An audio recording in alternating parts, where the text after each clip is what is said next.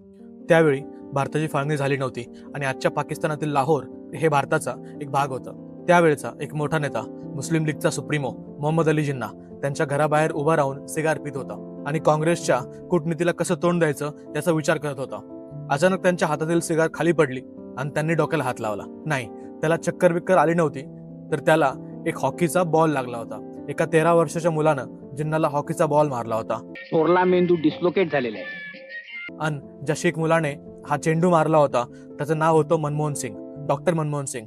जागतिक बँकेसाठी काम करणारे डॉक्टर मनमोहन सिंग, अर्थशास्त्राचे प्राध्यापक मनमोहन सिंग, RBIचे गव्हर्नर राहिलेले मनमोहन सिंग, ज्यांनी देशात उदारमतवाद सुरू केलं असे मनमोहन सिंग, 10 वर्ष देशाचे पंतप्रधान राहिलेले मनमोहन सिंग यांनी एकेकाळी हॉकी खेळताना जिन्नाला कळत नकळत चेंडू मारला होता।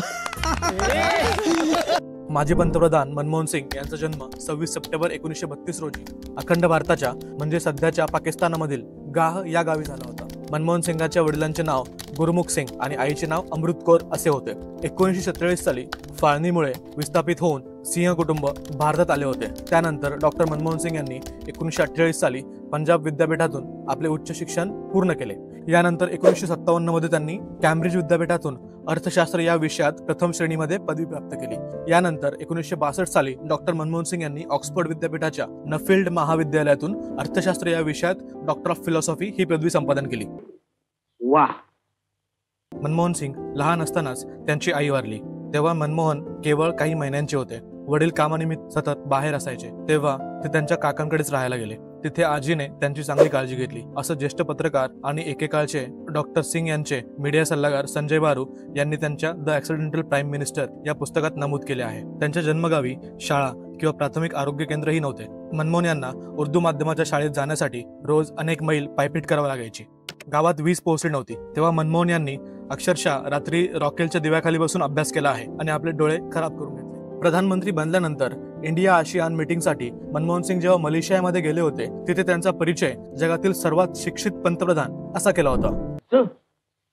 डॉक्टर मनमोहन सिंग यांनी पंजाब विद्यापीठ आणि दिल्ली स्कूल ऑफ इकॉनॉमिक्समध्ये प्राध्यापक म्हणून काम केले आहे।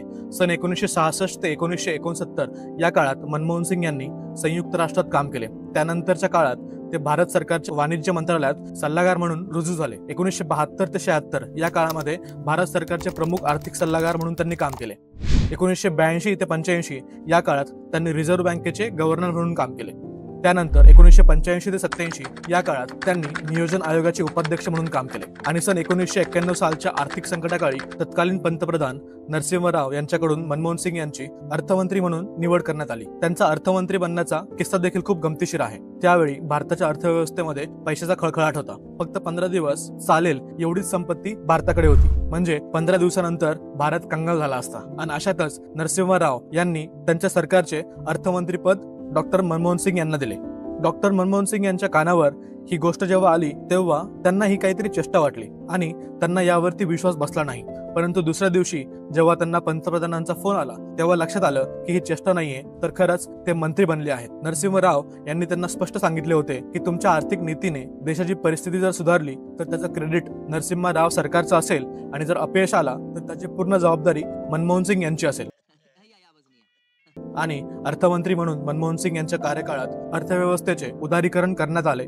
भारताला आर्थिक संकटातून बाहेर काढण्यामध्ये त्यांना मोठे यश मिळाले। सन 1996 साली मनमोहन सिंग हे राज्यसभेचे विरोधी पक्षनेते होते। सन 2004 साली UPAची सत्ता आल्यानंतर डॉक्टर मनमोहन सिंग यांनी देशाचे 13वे पंतप्रधान म्हणून शपथ घेतली। 2004 ते 2014 या काळात त्यांनी 2 वेळा पंतप्रधान म्हणून काम केले आणि एप्रिल 2024 साली त्यांनी राज्यसभेतून निवृत्ती घेतली। मित्रांनो, एकदम कडाक्याच्या थंडीमध्ये देखील कॅम्ब्रिज युनिव्हर्सिटीमध्ये असताना मनमोहन सिंग हे गार पाण्याने आंघोळ करायचे। बीबीसीच्या एका पत्रकाराला दिलेल्या मुलाखतीमध्ये मनमोहन सिंग यांनी सांगितलं की थंडी जास्त असल्यामुळे गरम पाणी घेण्यासाठी खूप गर्दी असायची आणि बाकीच्या मुलांसमोर मनमोहन सिंग यांना त्यांचे लांब केस दाखवायचे नव्हते, त्यामुळे ते एकटे गार पाण्याने आंघोळ करायचे। आज मनमोहन सिंग आपल्यात नाहीत। श्वसनाचा त्रास होत असल्याने त्यांना दिल्लीच्या एम्स रुग्णालयामध्ये दाखल करण्यात आलं होतं आणि वयाच्या 92व्या वर्षी 26 डिसेंबरच्या रात्री 9:51 त्यांनी अखेरचा श्वास घेतला। मनमोहन सिंग हे भारताचे पहिले शीख पंतप्रधान होते। त्यांच्या नेतृत्वाखाली भारताने अनेक क्षेत्रात प्रगती केली। त्यांनी आधार सारख्या महत्त्वाच्या योजना सुरू केल्या, अनुकरार मंजूर केला आणि शिक्षण व आरोग्य क्षेत्रात भरीव कामगिरी केली। डॉक्टर मनमोहन सिंग यांनी त्यांच्या उल्लेखनीय कार्यामुळे अनेक राष्ट्रीय आणि आंतरराष्ट्रीय पुरस्कार आणि सन्मान मिळवले आहेत. राष्ट्रीय स्तरावरती त्यांना 1987 मध्ये पद्मविभूषण हा पुरस्कार मिळालेला आहे. नेहमी शांत असणारे डॉक्टर मनमोहन सिंग जेव्हा बोलायचे तेव्हा समोरच्यांना एकदम शांतच करायचे. डॉक्टर मनमोहन सिंग यांचा साधेपणा आणि प्रामाणिकपणा आजही अनेकांसाठी प्रेरणादायी आहे. पंतप्रधान असूनही त्यांची जीवनशैली सामान्य माणसासारखीच होती. ते नेहमी कामगिरीत विश्वास ठेवत आणि प्रसिद्धीपासून दूर राहिले. डॉक्टर मनमोहन सिंग यांची जीवनयात्रा आपल्याला शिकवते की कठोर परिश्रम, शिक्षण आणि प्रामाणिकपणा याने आपण कुठल्याही क्षेत्रात यशस्वी होऊ शकतो. ते फक्त भारताचे नेते नव्हते, तर जगभरातील आर्थिक धोरणांवरती प्रभाव टाकणारे विचारवंत होते. मित्रांनो, व्हिडिओ आवडला असेल तर प्लीज लाईक करा, शेअर करा आणि चॅनलला सबस्क्राईब करायला विसरू नका. धन्यवाद. जय महाराष्ट्र.